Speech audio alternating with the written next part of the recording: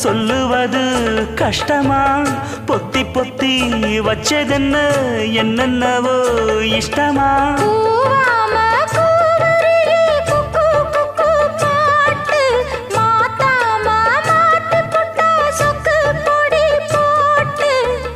யாரிடத்தில் உன் மனசு போச்சு நூல போல உன் உடம்பு